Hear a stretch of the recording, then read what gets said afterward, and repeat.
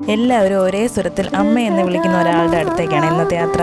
പിന്നെ ഈ ചുരിദാറിന്റെ വീഡിയോ എൻ്റെ ചാനലിലുണ്ടേ, വേണമെന്നുള്ളവർക്ക് കയറി നോക്കാവേ. ദേവൂട്ടിനും ജുബ്ബയൊക്കെ ഇട്ട് ഒരുങ്ങി നിൽക്കുക. ഞങ്ങൾ രണ്ടും മാത്രമല്ല, ചേച്ചിയുണ്ട്, ആദിമോനും ഉണ്ട് കൂടെ. എല്ലാവരും ഒരേ സ്വരത്തിൽ വിളിക്കുന്ന അമ്മ, അത് നമ്മുടെ ആറ്റുവലമ്മ തന്നെയാണ്.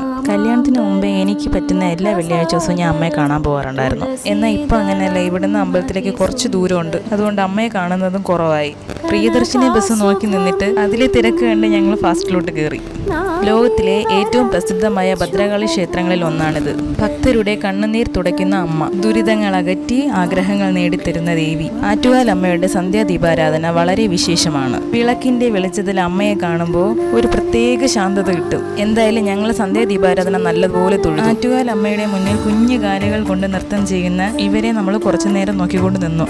എന്താ ഭംഗി ഓരോ ചുവടും ഈ കുഞ്ഞുങ്ങൾ വെക്കുന്ന കാണാൻ.